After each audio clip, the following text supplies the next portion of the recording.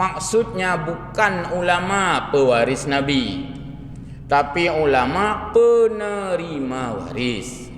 Jadi payah tabuh makna ulama ahli waris Nabi. Karena ulama menerima dari Nabi, bukan Nabi menerima dari ulama. Itu perbedaan antara teks yang kita sebut dengan pengertiannya. Jadi mudah-mudahan jangan salah pengertian. Walaupun itu sudah lazim.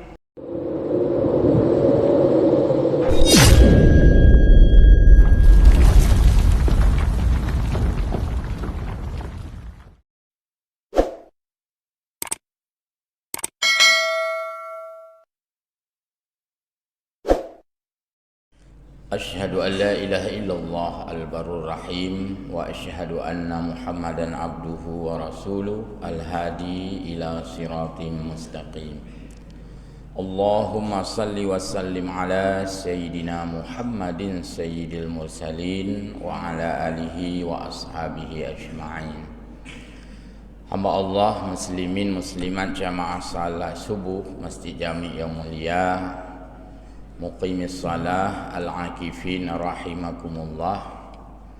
Senantiasa kita memuji Allah Azza wa Jalla, memberikan kita hidup, dan Allah mengambil kembali kita menjadi mati. Karena Allah al-hayyu al-qayyum, yuhyil mauta. Allah subhanahu wa ta'ala yang maha hidup, tidak pernah tiada, dan kita diberikan kesempatan hidup dan dijadikan kembali menjadi tiada. Silih berganti penghuni bumi ini diisi oleh makhluknya dan terus bergantian.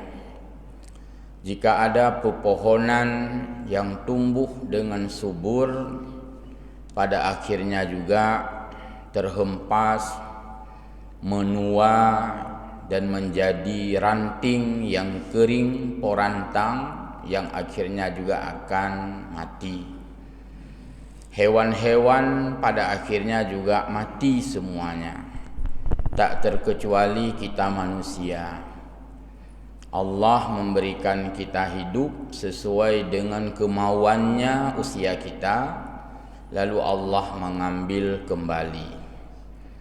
Berduka kita masyarakat Aceh atas meninggalnya dua orang ulama kita, ulama sepuh, ulama tuha, ulama senior, ulama ahlus sunnah wal jamaah, ulama yang mengamalkan ilmu-ilmu yang telah dipelajari.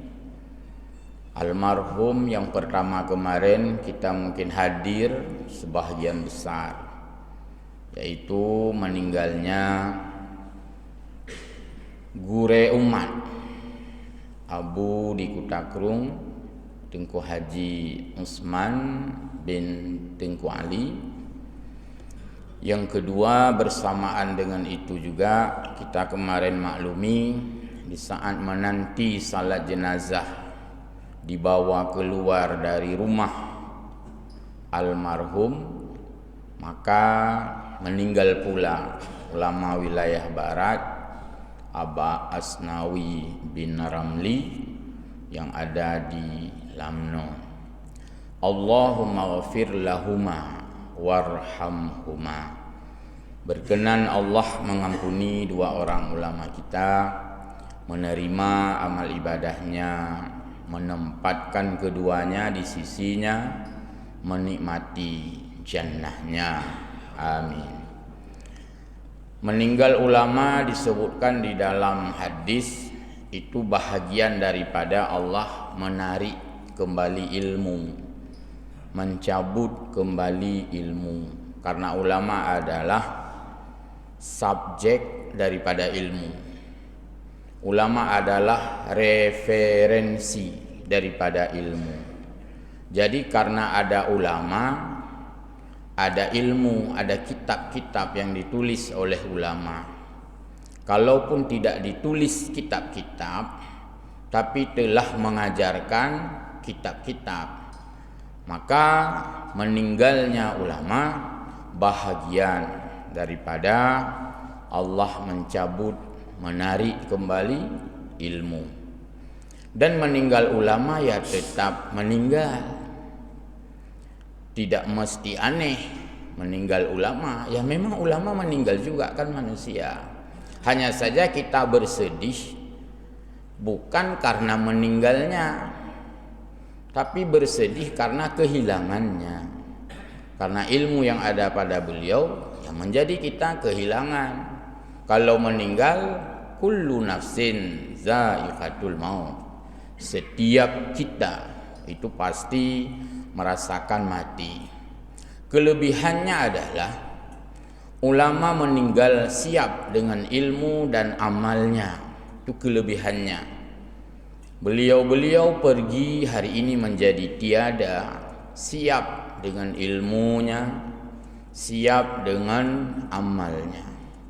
Ini menjadi kekhawatiran bagi kita pribadi. Kita tidak siap apa-apa. Ilmu teh kurang, amal teh gereng. Maka terhadap kekurangan kita ini menjadi suatu kekhawatiran. Karena itulah maka Nabi mengingatkan kita, aksiru hazimil ladzat. Perbanyak mengingat yang akan memutuskan hubunganmu dengan kelezatan dunia. Orang-orang yang banyak mengingat akhirat, banyak mengingat mati, dia tidak begitu terlena, tidak begitu lalai, tidak begitu bokbang dengan kelezatan-kelezatan dunia. Dunia kita butuhkan karena memang kita hidup di dunia, tapi dunia bukanlah tujuan akhir. Wala apa tu dalam doa sering kita mendoakan, wala taj'alid dunya akbara hammina. Ya Allah, jangan engkau jadikan dunia ini sebagai tujuan akhir. Lalu apa? Jadikanlah dunia bagi kami sebagai mazra'ah lil akhirah, sebagai tempat bercocok tanam, persiapan untuk hari akhirat. Jadi dunianya tempat mu'u. Menyotanya hana belang, tetap payah mu'u zid. Mai lu hana belang lupa ko mu'u. Mu'u, urip di atas dunia ini kita adalah mazra'ah, menjadikan tempat mu'u, walaupun hana moto mu'u, payah mu'u, yaitu lil akhirah, bekal menjadi hari akhirat kita. Kepada Rasulullah sallallahu alaihi wasallam yang telah menyebutkan kemuliaan ulama di dalam hadisnya, al ulama'u warasatul anbiya.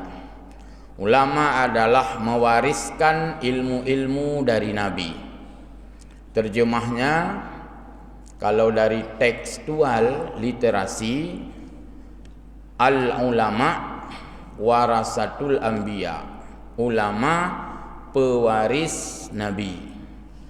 Jadi bukan ulamanya yang mewariskan ke Nabi, tapi Nabi mewariskan ke ulama.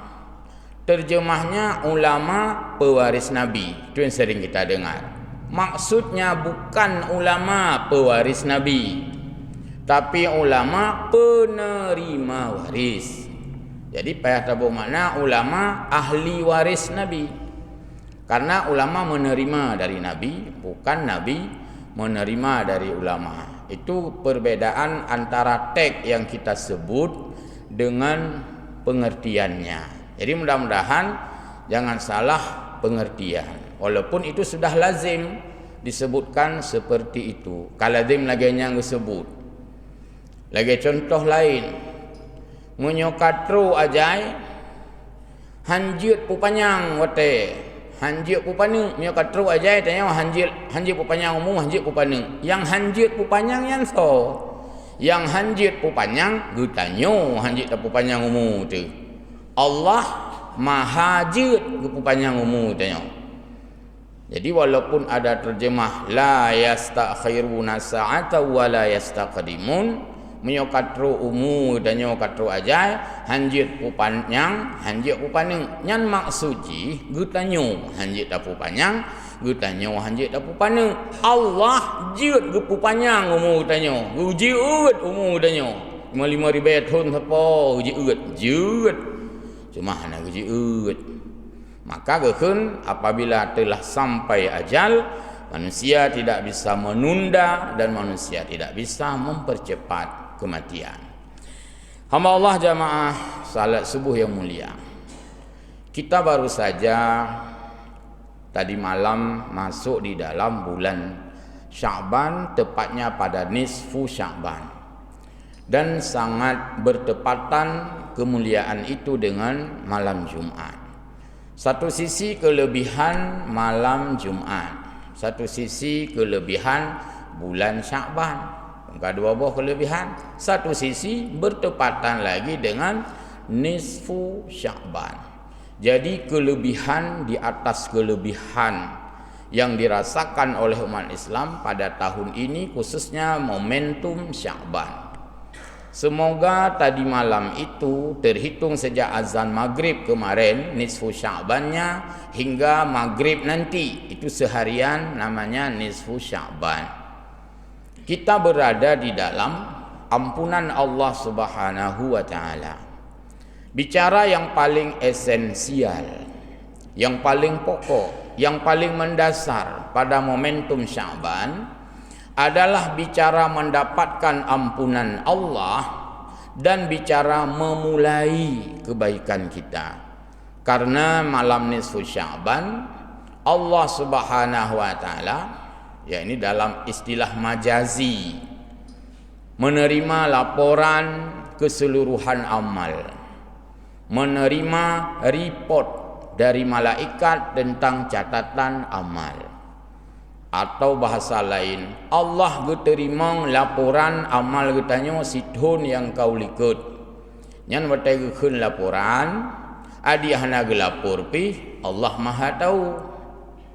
Bek sampai untuk na pemahaman kiban ka amal dro ni lang thun kau likut hom tak preh len truk penentuan jih malam nisfu Sya'ban nya ini kalau hitung ada doa yang ke Allah alam, Allah Maha tahu. Maka pura preh laporan malaikat. Ini namanya learning process, yaitu proses pembelajaran manajerial katanya dalam udip.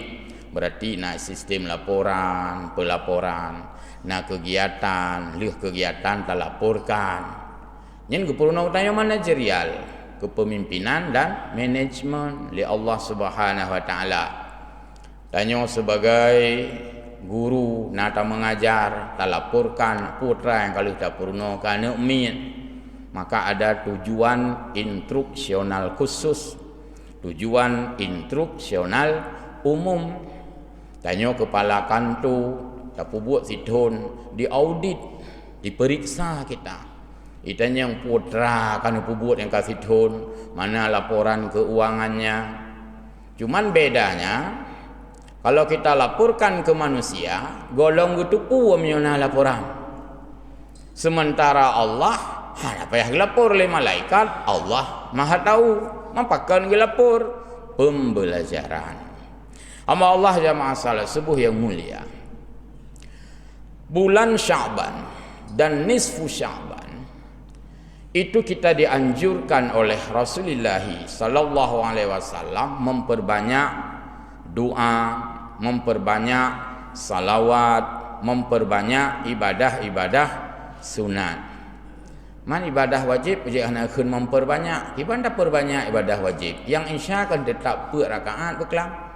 Hana cerita berhubung malam nisfu Sya'ban, maka insya Allah kali lipat. Hana Yasin dibaca banyak-banyak, salawat dan doa, atau salat-salat sunat apapun. Berhubung dengan masyarakat kamu membudayakan salat sunat tasbih, ya dilakukan, tapi jangan salah persepsi saja. yang dilakukan semalam di kampung-kampung dimanapun juga, mungkin di masjid ini juga, itu salat sunat tasbih, bukan salat sunat atau bukan salat nisfu Sya'ban. Makanya dulu saya pernah sekali bertanya pada ulama, Allah yarham, bagaimana dengan budaya masyarakat yang malam nisfu Sya'ban, yang kalage Idul Sya'ban, lagi Idul Fitri, Idul Adha, lagi Idul, seperti sudah hari raya. Sebenarnya bukan berarti malam nisfu Sya'ban itu sebagai malam salat tasbih, karena salat tasbih tidak ditentukan malam nisfu Sya'ban, tapi tidak dilarang pada malam nisfu Sya'ban. Jadi bukan ketika dilakukan tasbih pada malam nisfu Sya'ban maka kesannya adalah itu malam salat tasbih. Itu satu kesalahan. Karena tasbih itu, salat tasbih, ketika ditanya oleh Sayyidina Ali karramallahu wajhah kepada Nabi, ya Rasulullah, berikan aku informasi, ajarkan aku suatu ibadah di mana saat aku melakukannya mendapatkan ampunan Allah, rahmat Allah. Gupurunalah li Nabi kepada Sayyidina Ali tentang salat tasbih. Sehingga di dalam hadis itu dikatakan, jika kamu mampu lakukan salat tasbih setiap hari, tiap urau, atau tiap malam, atau tiap urau, tiap malam. Mana mampu yang pakai pancarayo. Janda air semayang rakaatnya memang 4 di siang hari, ya, sekaligus 4 di malam hari, 2 salam. Itu kelamaan karena tasbihnya. Nah, yang kadang-kadang bak pubut mekot-kot, lebih limbaknya lom mentot-tot, menyobrat lom kamdot-dot. Akhirnya Nabi memberikan rentang atau limit di perjarang. Kalaulah tak sanggup setiap hari, lakukan setiap mingguan sekali. Manteng meribrat, abak kedai kopi tengah mendum, macam ada teman sembahyang tersebut berat, maka lakukan setiap bulan sekali, tiap bulan 3 daulah. Tiap bulan, ya berarti kan berarti ladum yang bekah menyo tiap bulan 3, tiap tahun 3. Baiklah ke tahun, ke tahun ni le. Menyohaid tiap bulan 3 berarti 2 bulan 3 yang mana mufhum. 2 bulan 3 berarti renggangkan lagi 3 bulan sekali. Haid bulan kan sabo semester. Jadi baik langsung ke tahun. Walaupun bah hadis ke pegat menyohaid bulan 3, di tahun 3 nya ji orang le. Guna pegah menyohaid bulan 3, 2 bulan 3. Haid 2 bulan 3, leh bulan 3. Haid leh bulan 3, 2 bulan 3 dan seterusnya. Bibit haid. Kaku di tahun 3. Lalu umat Islam mengamalkan sebahagian salat tasbih itu, ya guput himban laju bak malam nisfu Sya'ban. Tapi tolong tidak menyalahkan fikih Islam. Walaupun kamu rurun dajak orang sejik ramai-ramai pun sembahyang nisfu Sya'ban, itu merusak konsep fikih. Bukan salat nisfu Sya'ban itu salat sunat tasbih. Kita lakukan mengambil momen nisfu Sya'ban. Dan semua kitab fiqih itu tertulis, terutama Syafi'i, salat dibagi 2, salat sunat, salat wajib, salat sunat. Salat dibagi 2, salat wajib, salat sunat. Salat sunat dibagi 2 alam. Pertama, salat sunat yusannul jamaah, disunatkan secara berjamaah. Yang kedua, salat sunat wala yusannu jamaah, tidak disunatkan berjamaah. Yang terpilih kitanya yang Kan yang tulis dalam kitab Iban, sunat tidak berjamaah. Yang dah pupuk lagi tanya, sunat berjamaah. Nyuri ikut kitab. Kan tapi yang betul kan? Jadi tanya satu segi ikut kitab. Satu segi hantai ikut kitab. Padahal kan tulis dalam kitab. Salat tasbih itu termasuk salat allati la yusannu jama'atan, yang tidak disunatkan secara berjamaah. Nyosok kena putupat lah meh. Ai putupat lain ku. Malam ditatak je tiap putupat kan tetap talu tu. Kenapa? Karena sudah menjadi budaya. Kalau sudah menjadi budaya, limang lepih serupan tayak pegahnya hana sunat, salah hutanya oi salah li urung salah.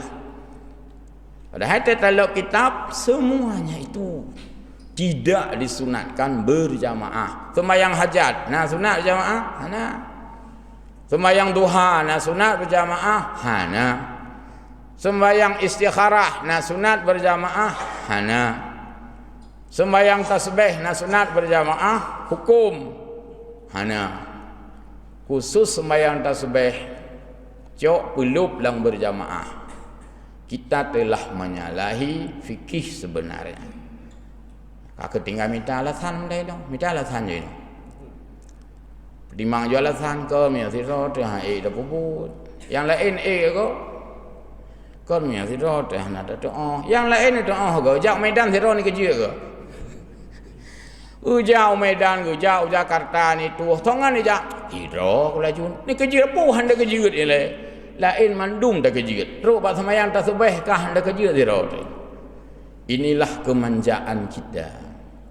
Man paki demanyan, hai pu paki ka kelaganyan, pun bekah paki deman. Artinya sah juga dilakukan secara berjamaah, sah. Cuman dalam semua kitab fikih masuk salat tasbih itu pada kelompok tidak sunat berjamaah. Khususnya masyarakat Aceh, khususnya Lhuk Semawi Lam, jauh atas belahana sunat jamaah belum kena. Dalam halnya katanya hana cinta dan hana setia kepada isi fikih Syafi'i. Yang dalam halnya dia hana setia ke fikih Syafi'i, baik pegang. Yang dalam hal lain, kahna ka ikut kitab, kon lagi kitab. Yang lain mandung begah bu lagi kitab. Terus bab sembahyang tasbih kahna lagi kitab. Pahna urang hana puput berjamaah kah salah. Padahal puput sira bagi rumah. Padahal nya betul. Nah, jadi nyan dunu pegah wawasan dari tinjauan ilmu. Tapi ini beda ilmu dengan praktek sosial. Ilmu itu begitu. Menyopraktek secara masyarakat, ya yang sudah dilakukan. Dan yang kaku lagi yang. Baik. Hamba Allah jamaah salat subuh yang mulia. Allah Subhanahu wa taala dalam tanda kutip gepreh katanya taubat. Karena hadis menyebutkan dalam hadis qudsi, jika hambaku berbuat dosa di siang hari, aku menunggunya ampunan di malam hari. Kibalom gepreh katanya. Yang kakak buat dosa baurau, yang ketaubat yang termalam lumpreh oleh Allah. Dan jika kamu berbuat dosa di malam hari, maka aku menunggumu taubat di siang hari. Hana gepusingo. Berarti Allah Subhanahu wa taala salah satu sifat dan namanya itu adalah At-Tawwab. At-Tawwabu jalla jalaluh. Apa itu At-Tawwab? Dalam Al-Qur'an disebut innahu huwat tawwabur rahim. Sesungguhnya dia Allah itu Maha Tawwab, Maha penerima taubat. Dan taubat itu dari kata taba, ya tubu, taubatan. Tensisnya, tasrifnya taba ya tubu, taubatan. Apa makna taba? Taba adalah kembali. kembali ke tempat semula. Wa maksud kiban maksud saat dilahirkan kita tidak membawa dosa, tidak membawa keonaran. Tanya waktu lahir tu hana dosa dah hana kacau. Belakangan karena pengaruh environmental, lingkungan kita hidup menjadikan kita berdosa, terutama andil orang tua. Hana kepetimang gedanya. Akhirnya membuat si anak itu menjadi dosa, menjadi yuhawidanihi, menjadi yunassiranihi, menjadi yumajjisanihi karena lepas kontrol. Leuh kenop bak jaro rinsi, maka menjadi yuhawidanihi yang disebut dengan kekacauan. Kacau dia katanya. Kacau di segi akidahnya, kacau dari segi amaliyahnya, kacau dari segi moralitas. Rod akidah pih kacau, rod amaliyah praktek ibadah pih kacau, rod sikap moralitas pih kacau. Itu karena lepas kontrol dari orang tua, yang tergiring si anak menjadi yuhawidanihi wa yunassiranihi wa yumajjisanihi.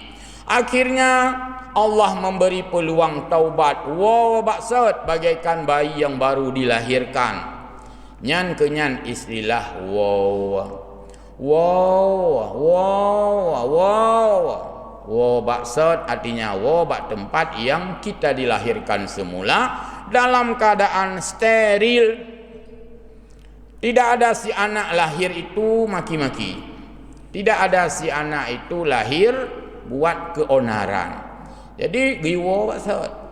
Maka nisfu Sya'ban idealnya kita mendapatkan ampunan Allah Subhanahu wa taala karena memang Allah Maha Pengampun, Maha Penerima taubat. Dalam hadis disebutkan Allah Subhanahu wa taala itu mengampuni dosa hambanya, tidak ada batasan volume. Kan itu ni mangat ke pampun dosa ni li Allah, itu ni hana le dosa. Itu kibang pampun mangkup jai kan aku depan mulai pilih. Hadis memberikan contoh Allah mengampuni dosa manusia walau dosanya itu bagaikan buih lautan, kuboh laut. Kepua gebi contoh kuboh laut. Karena kuboh laut itu termasuk benda uncountable, benda yang tak bisa dihitung. Ano hanjit tak bilang, nah orang nak bilang ano, hana. Maka je tetap lawan ano, sabuh mata padum datanya. Hana datanya padum sini ano, hai tak biu, ni pegah ano sini seribai mata. Sabuh mata ya Allah Tuhanku dubna ayu mian. Itu benda-benda yang tidak bisa dihitung. Bean tak pegah atau kubuh laut yang hana tetang hitung mengkut bilih mentang hana pulau mana kan hana padung ke bilih sini nya hana pulau mana ikul ya Allah ai wa bilih ke daun nanti nak pegah mandung. Maka barang-barang kecil tidak dihitung tapi dia dalam volume besar. Padung ke bilih sabar tumpuk. Cuma yang ke turai raya nyan bet net yang padung sabar tumpuk. Sabar padung iktimang yang ke bilih hana haji ya bilang sabar-sabar hana. Jadi kenapa Nabi mengumpamakan buih di laut? Karena buih di laut pertama banyak sekali. Yang kedua tak bisa dihitung, menunjukkan bahwa dosa kita banyak sekali. Nyo bahasa Zainuddin MZ jamun menyo barang-barang banyak, bak keun menteng payah kenli banyak, banyak. Yang berarti hadong begah. Menyopet tambah amak sama dengan pet amak yang hana leutat. Pet amak yang gelom tak leuyan. Tapi menyoka pegah lagi contoh buih di laut itu memang betul-betul banyak dan dosa manusia ini bagaikan menyokun urung-urung sufi karimal. Bagaikan pasir banyak sekali. Yang kedua, tidak pernah ada orang yang berhasil menghitung jumlah buih. Kalau tak hitung lebih, ka pecah, kana la ilang, sama seperti belum pernah ditemukan dalam sejarah-sejarah ilmuwan, ahli-ahli perhitungan, ahli-ahli eksak, belum pernah kita dengar ada yang berhasil menghitung jumlah pasir. Nah, karena itu dosa kita katakanlah sudah tidak terhitung. Hayo bilang le jadatat. Allah welcome. Allah membuka ruang kepada kita karena Allah At-Tawwab. Allah Maha Penerima taubat.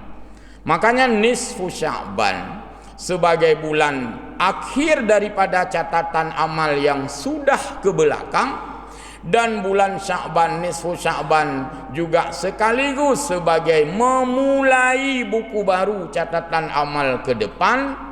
Kita bermohon kepada Allah melalui nisfu Sya'ban tadi malam sampai sedang kita rasakan ini masih dalam nisfu Sya'ban.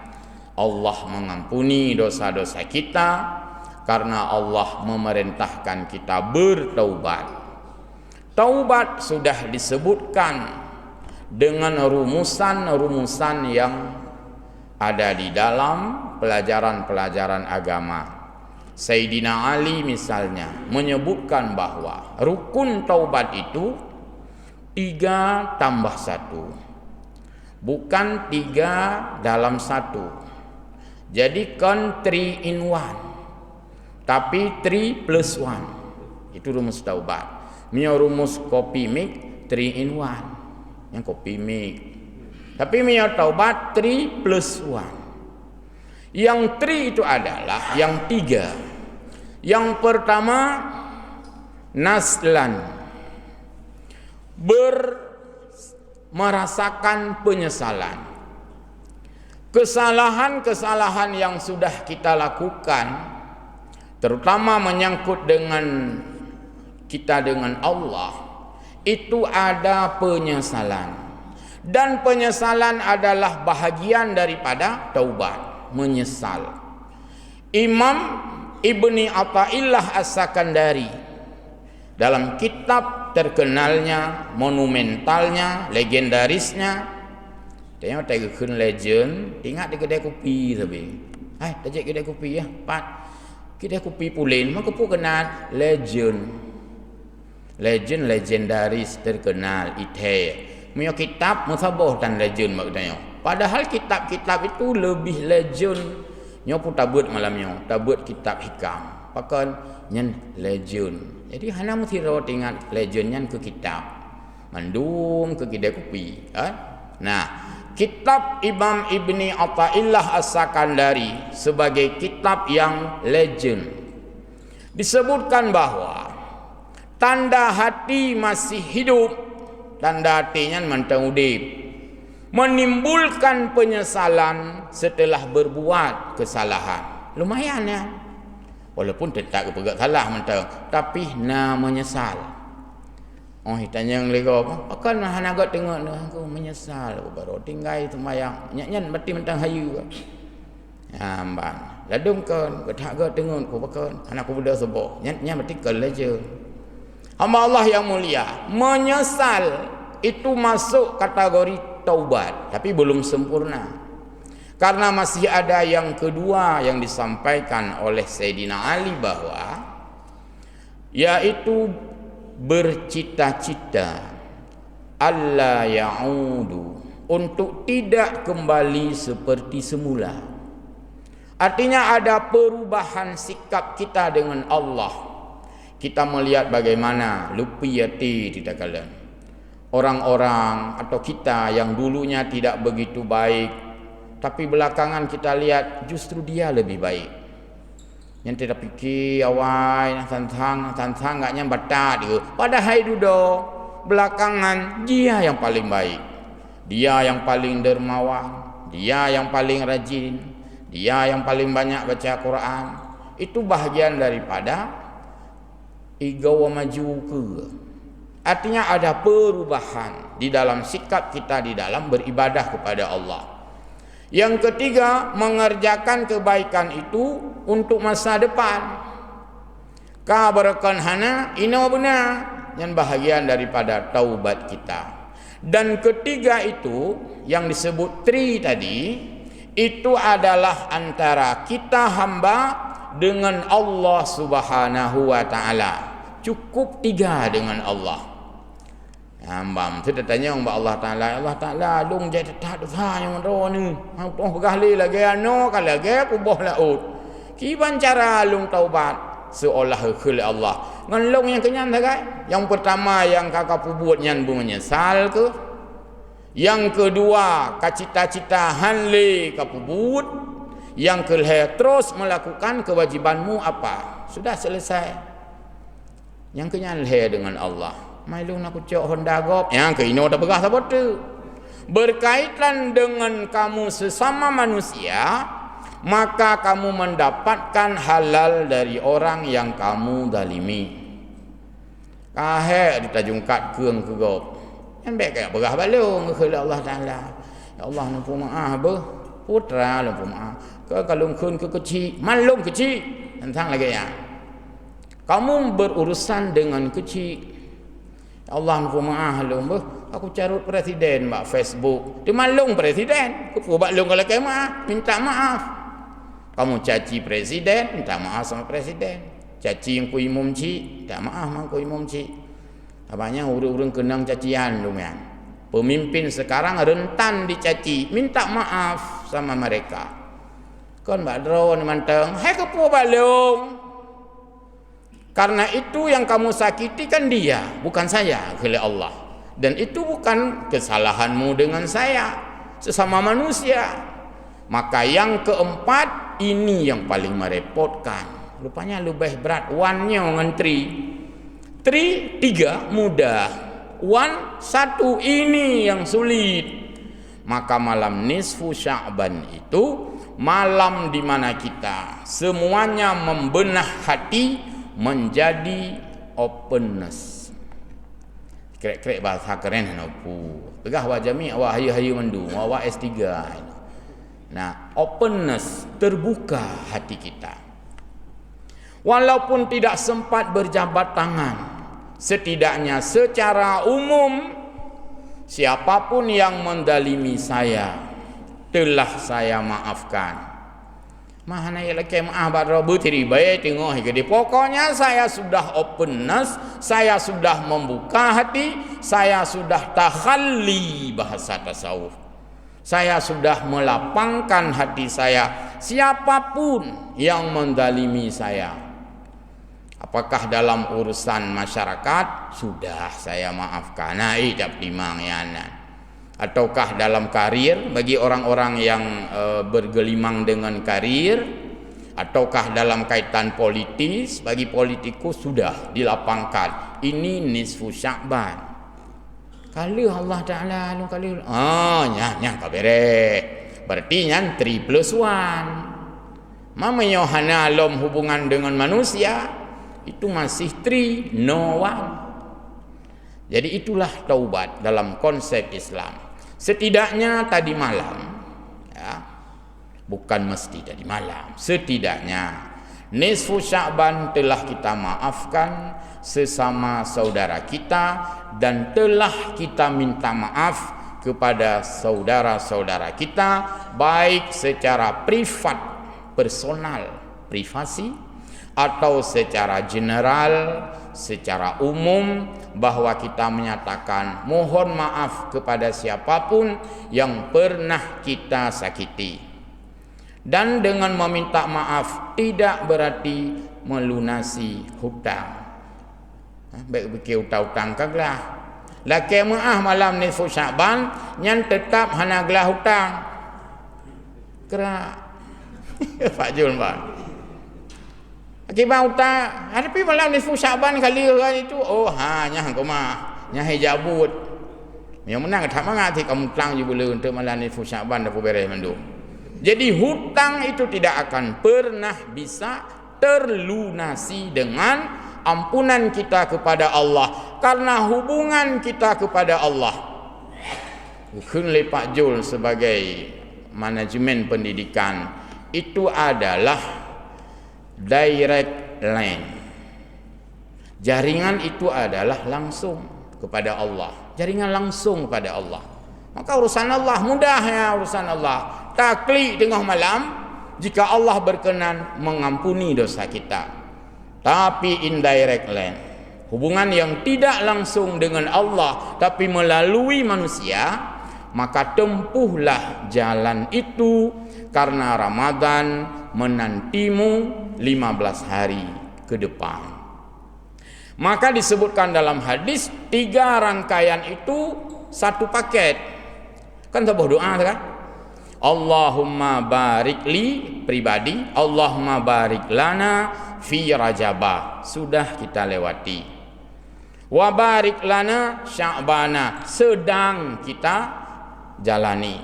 Wa balighna Ramadan, menjadi harapan kita ke depan. Yang satu paket. Orang nilai syarhil kiban Pak Jul, sabuh paket. Grup. Jadi yang ngekun syarhil Quran menangnya menang grup. Kan menang pidato yang tengah. Bentuk, hai, kok lucu jih kok gak di syarhil Quran, masa jih hana menang. Nya urang hana empung. Kan hana menang ji.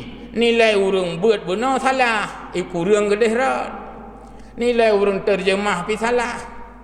Watai ngekun luasnya laut kedeh gunung ke pane gua laut ideh laut ke hideh menang kira-kira.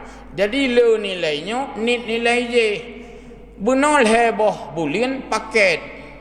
Boleh jadi kita banyak nanti Ramadan tapi nilai Sya'banmu minus, nilai apa tadi Rajabmu minus oleh Allah. Maka kita jadikan paket yang utuh sehingga itu dikemas oleh Nabi dalam satu hadis menjadi terangkai dia. Hamba Allah yang berbahagia, demikian kira-kira suasana kita tadi malam yang sudah melakukan amal dengan harapan diterima oleh Allah Subhanahu wa taala, terutama yang sudah melakukan salat sunat ya, termasuk sunat tasbih, itu juga bahagian daripada amal, tapi tolong tidak menyalahi persepsi fikih bahwa itu bukan salat nisfu Sya'ban, itu adalah salat sunat tasbih yang boleh dilakukan kapan saja, termasuk boleh dilakukan pada malam nisfu Sya'ban itu. Wallahu a'lamu bissawab wa ilaihi ma'ab. Selamat kita menikmati indahnya puasa sunat Sya'ban, indahnya ampunan Allah di nisfu Sya'ban ini. Dan dalam hukum fikih di atas tanggal 15 Sya'ban mulai besok, bagi yang tidak puasa harian tidak disunatkan, bahkan makruh hukumnya berpuasa. Bagi yang tidak puasa itu menjadi rutinitas. Tinggal ke 16 Sya'ban nyen singgah kalau dalam fikih Syafi'i makruh memulai puasa sunat. Nah sering nu puasa sunat berakan hana nya kudu mulai singgah 16 Sya'ban nyen kamu makruh.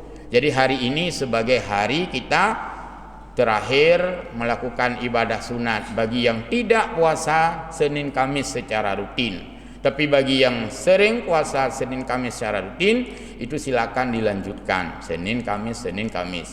Nah, kenapa? Ada hikmahnya supaya kita menyambut Ramadan itu fresh dengan tenaga yang menggebu-gebu. Karena menyokabrat hat puasa segala Ramadan 16 waktu mufeh-feh oleh Ramadan. Yang kena maksud ji. Maka gepegat startnya itu dari bulan ini, tanggal hari ini ke belakang puasanya. Demikian gunungku, mudah-mudahan ada manfaat bagi saya dan kita semua. Wallahul muwaffiq ila aqwamit thariq. Wassalamualaikum warahmatullahi wabarakatuh.